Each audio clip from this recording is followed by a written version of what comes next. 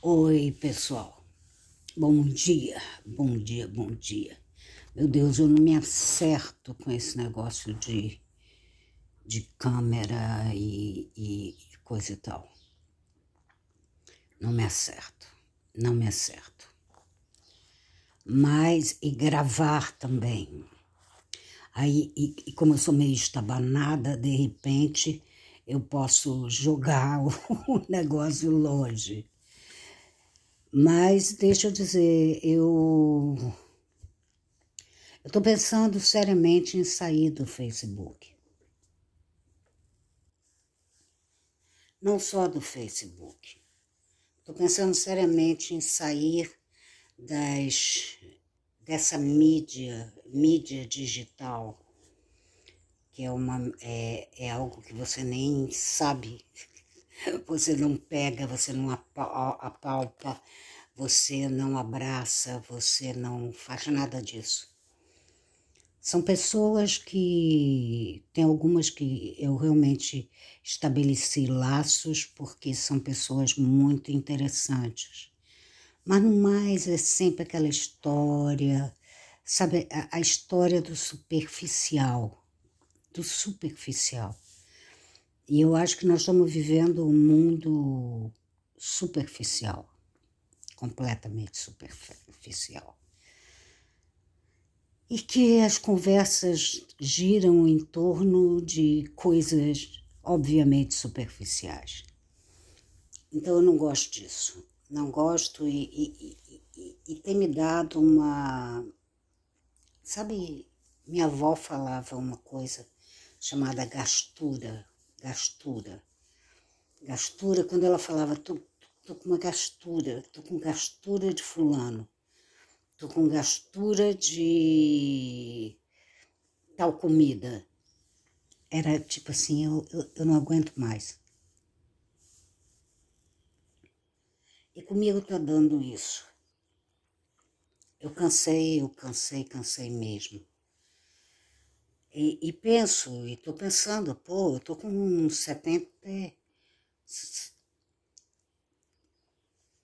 Realmente eu estou com 74. Mas, na verdade, eu já estou com 75, porque já se passaram alguns dias ou alguns meses depois do meu aniversário de 74, que eu cumpri 74 anos. Aí, depois, comecei a fazer as coisas. Na verdade, se vocês pensarem, se a gente pensar, nós vivemos uma vida do sempre igual, sempre igual. Todo dia você acorda, lava o rosto e escova os dentes e não sei o que e tal, e aí depois você para pensar na vida, sei lá o que você tem que fazer. Mas se você anotar, é sempre a mesma trajetória. E como eu já entrei nos 75 já, eu estou pensando, não, eu tenho que fazer outra trajetória. A minha vida não se limita a isso, a escrever textinhos no Facebook e dizer alô, gostei, amei e tal. Não, minha vida não se limita a isso. E eu penso assim, eu estou com 75 anos e me foi dado uma dádiva de chegar até aqui onde eu cheguei. Aí eu falei, há pouco tempo eu falei que eu não quero mais escrever livros. Não quero, eu falei. Mas agora eu quero que um livro me escreva. O livro me escreva. Ou seja, estou pensando em me entregar a um livro que ficou escondido durante esse tempo todo que eu escrevi livros. Um livro ficou escondido e agora ele bateu na porta para mim, sabe? Pá, pá, pá, pá, pá, pá. Aí eu me recusei, eu tenho me recusado. Falei, não, nunca mais vou escrever um livro e tal, outra coisa. Aí o que acontece? Eu começo a embaralhar letras, eu não consigo ler direito. Parece que o livro está brincando comigo. Ele está brincando. Eu chego no laptop e começo a olhar e acho que... Aí, de repente, uma palavra vira dupla. Sabe, de repente, você lê a palavra ave, aí tem outro ave do seu lado, do lado dela. É um negócio meio maluco. E eu dou muita atenção às coisas meio malucas que acontecem com a gente, comigo principalmente. Então eu decidi, eu vou parar quietinha aqui no meu canto e vou me entregar a esse senhor livro que está me pedindo alguma coisa e eu tenho que realizar, eu tenho que fazer. Não me perguntem como. Eu tenho trabalhado muito com memórias e memórias, talvez com medo de perdê-las. Que eu tive na família, meu pai, um belo dia, perdeu todas as suas memórias, restaram poucas e ele ficou só naquelas, e eu não quero que fique só nela, eu fique presa a isso. Então aí eu decidi, vou me entregar, sabe? Tudo bem, vamos dar uma pausa e vamos sentar e vamos... Estou relendo meus livros de cozinha que eu tenho aqui, estou relendo tantos livros que eu já li durante minha adolescência, minha fase adulta, e agora nessa fase velha estou relendo um livro que na época eu falei, quando eu li a primeira vez, são 2 volumes da Simone de Beauvoir, chamada A Velhice. E quando eu li, eu estava com 20 e pouquinhos anos. Aí eu falei, não, isso é besteira e tal, e pararacas. Ela se apoiou naqueles,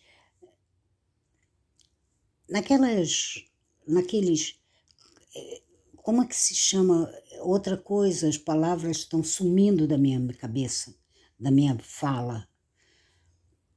Índices, sabe, índices, aqueles índices que se faz, em tal bairro tem tantos e tantos cegos, já em outro bairro tem tantos e tantos velhos, e papapá, papapá.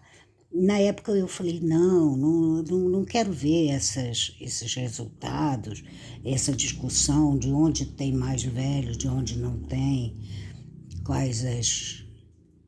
quais são as posturas mais encontradas num velho, numa velha. Aliás, eu tenho pensado assim, esse negócio de feminino, masculino é uma coisa que também tem me irritado. Porque eu acho que certas palavras não devem ter nem feminino nem masculino. Elas são em si, elas são só elas. A idade.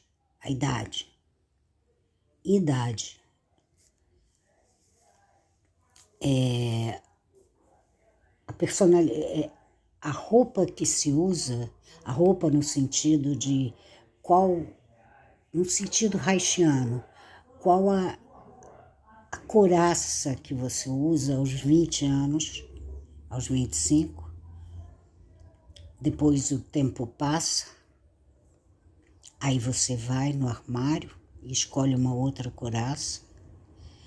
E essas couraças, elas são plenas, elas servem para qualquer um. Então esse negócio de feminino, masculino, embora eu tenha escrito o Santíssimo Feminino, que foi também outra coisa que me surpreendeu muito, porque quando eu fiz a pesquisa sobre as santas, porque vocês já repararam que ninguém reza para santo? Ninguém faz prece, promessa com santo, acho que só com Santo Antônio. Com aquele negócio, Santo Antônio, casamenteiro, isso e aquilo. Mas quase você não vê uma pessoa dizendo, não, eu fiz uma promessa para Santo Agostinho. Santo Agostinho. Eu acho que Agostinho não ia gostar nem um pouco, não gosta dessas coraças de ser colocado em alguém. Porque ele fez todo um tratado, ele se perguntou o que significava a vida, o que significava estar vivo. Então, você pegar um homem desses e transformar numa imagem que você acende uma velhinha, ou duas velhinhas, ou não sei o quê, e aí todo dia você reza para Santo Agostinho de conseguir um marido. Marido. Geralmente, Santo Agostinho está... Não, Santo Antônio. Antônio é que está mais ligado a isso, a questão matrimonial, essa coisa. Mas aí eu tenho pensado que, quando eu escrevi Senhoras do Santíssimo Feminino, foi exatamente por isso, porque eu reparei que eu prestei atenção, as pessoas, tanto homens como mulheres, elas se agarram com santas, não com santos. Aí, quando eu comecei a pesquisar a história dessas santas, de algumas que eu escolhi, que são as que eu mais ouvi falar dentro da minha casa, Santa Rita, Santa Luzia, meu Deus do céu, Santa Luzia, era sempre boa para olhos. Então eu falei, não, eu vou escrever sobre a vida dessas santas. E essas santas me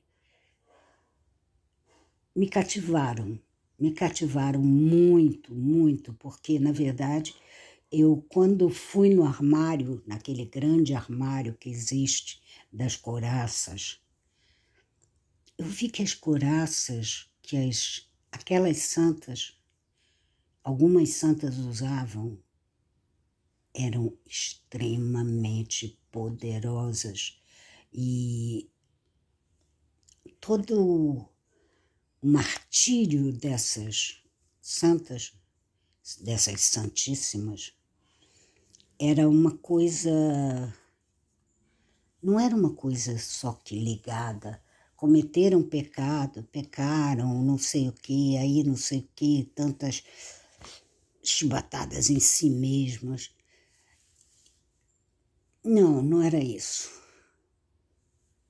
O martírio era uma coisa para além dos atos cometidos. O martírio era para mostrar, abrir a couraça. Sabe quando... Eu acho que o martírio das santas, das santíssimas, foi a primeira manifestação de striptease santo. A igreja, se me escutar isso, me mata, me prende. Mas é.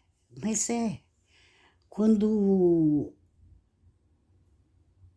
essas santas sofrem e mostram o seu sofrimento, é como se fosse um striptease. Elas estão mostrando tudo, o corpo, a alma, tudo. Então aí eu resolvi fazer voltar a ter uma conversa com essas minhas santíssimas. Já sei que será um livro que quase ninguém gostará, como poucas pessoas gostaram de Senhoras do Santíssimo Feminino. Teve gente que veio me botar o dedo assim no meu nariz, na minha cara assim. Como? Você é pagã? Eu digo, não, eu sou múltipla. É diferente, eu sou múltipla. Mas você não podia escrever um livro sobre santas da igreja cristã, católica, isso? Eu falei, não, por que não? Por que não? O que me impede? O que me impediria? Então, eu estou com vontade de escrever de novo, de servir de instrumento de comunicação dessas senhoras, dessas mulheres tão fantásticas. E vou até aproveitar, vou canonizar algumas que não foram canonizadas, que é outra coisa também que me irrita. Você só pode, quando eu pesquisei, só tinham algumas mulheres que foram canonizadas pelo Papa, não sei o que, papapá e papapá. Então, de certa forma, eu acho que eu vou dar uma geral nessa canonização, nessas canonizações, e procurar realmente qual foi o motivo. Ou seja, eu voltarei para as minhas senhoras. E o livro que está me prendendo em casa já há anos e anos e anos e anos. Estava na minha cara, só que eu não queria ver. Eram essas senhoras. Então lá vou eu, estou pensando seriamente em começar com quem, não sei, ainda não sei. Ou seja, se eu voltar a escrever, se eu conseguir pegar um lápis e ficar com ele durante algumas horas na mão, porque eu escrevo na mão e minha letra está um garrancho só. Estou com pena do Ronaldo, porque o Ronaldo sempre foi quem decifrou o que eu tinha escrito. E então ele que revisou e digitou todos os meus livros. Primeiro porque eu não sei digitar direito.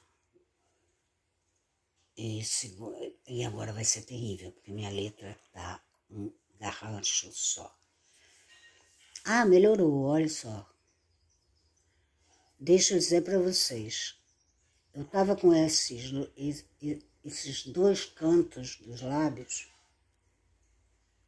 super cortados. Já tinha colocado todas as pomadas possíveis e imagináveis, que era... Geralmente eu coloco ouro base. Mas aí o que aconteceu? Eu me lembrei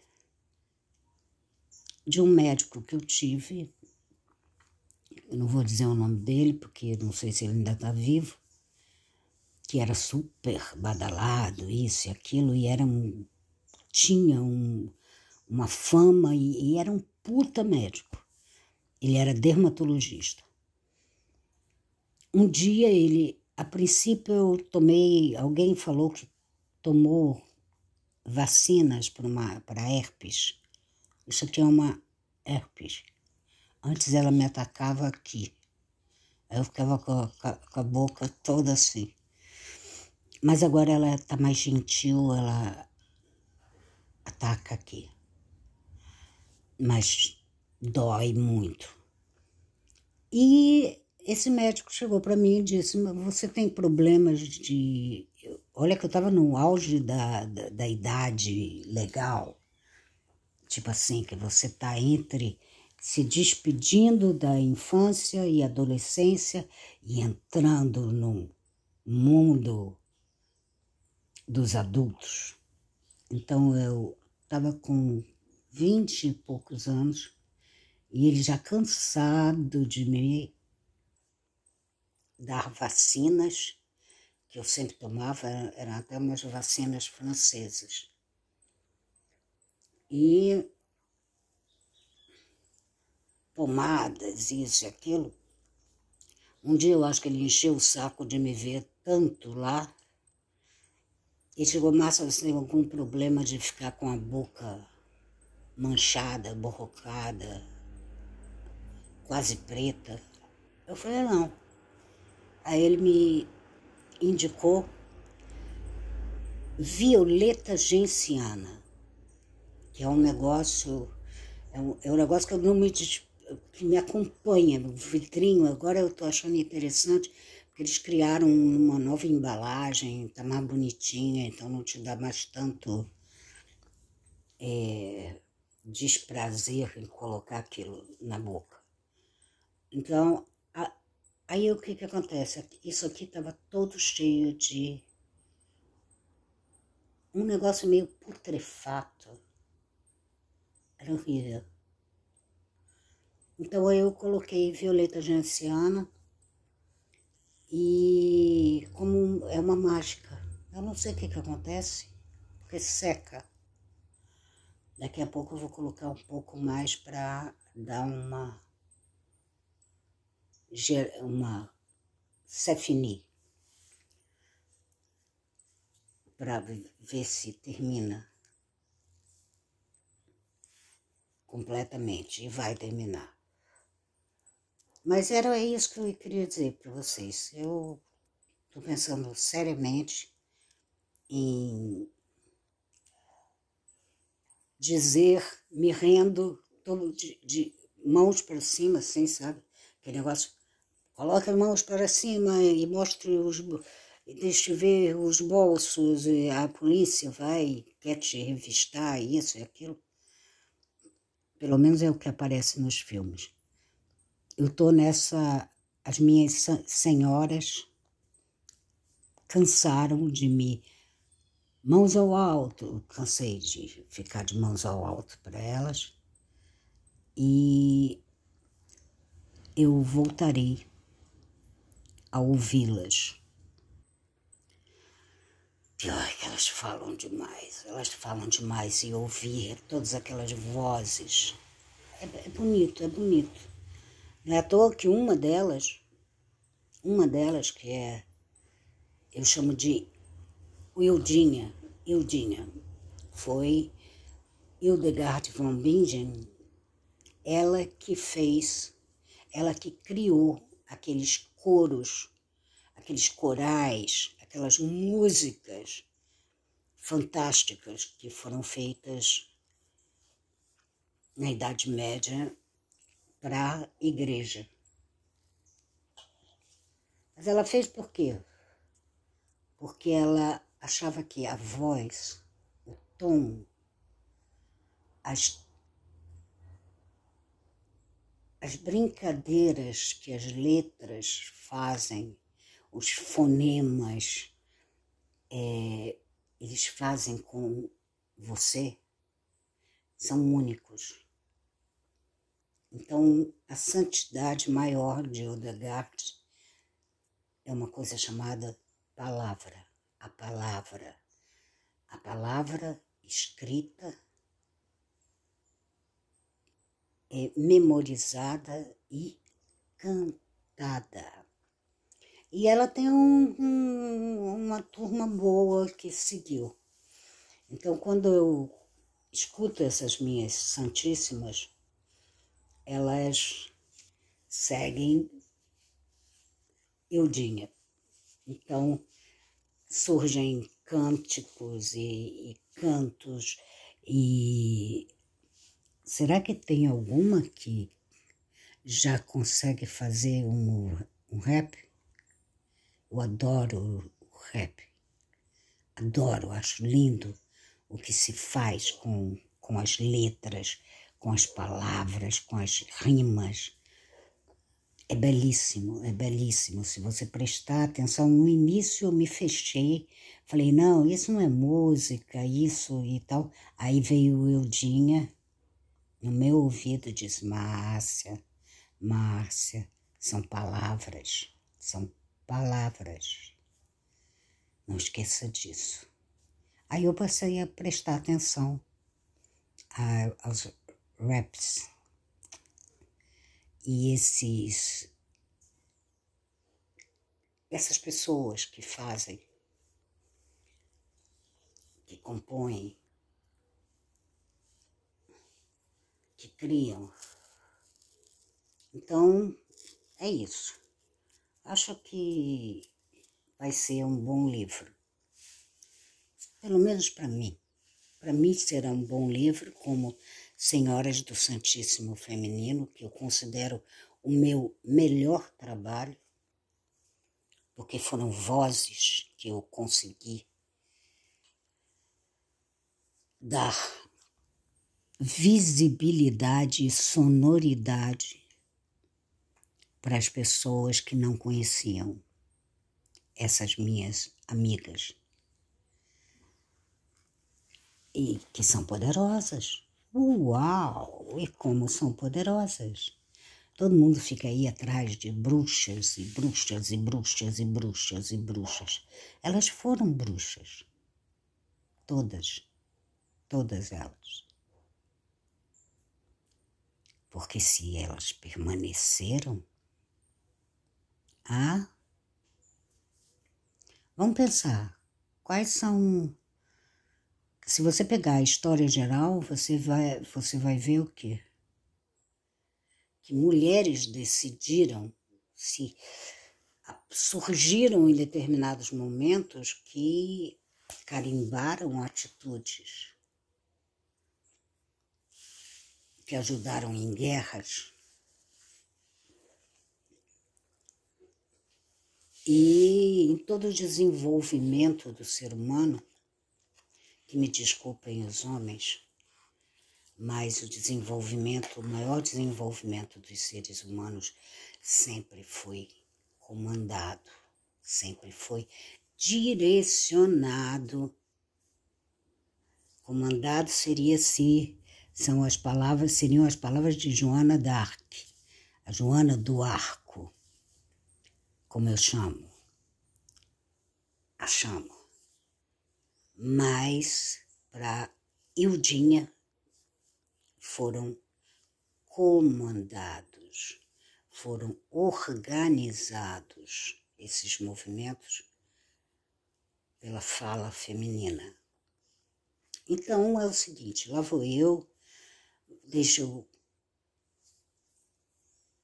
catalisar, deixa eu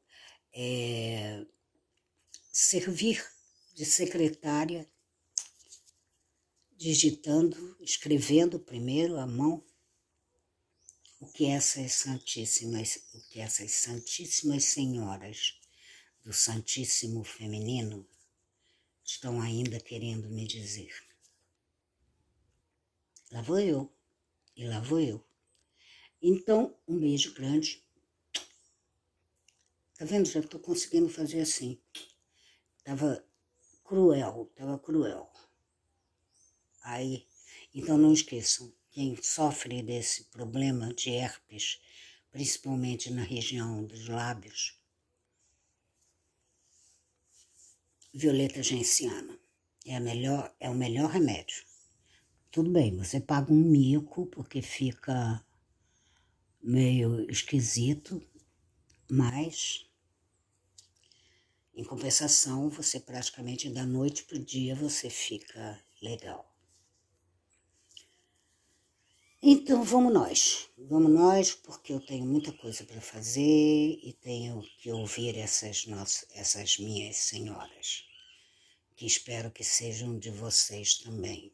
que vocês tenham as suas senhoras. Então lá vou eu. Um beijo. Tchau.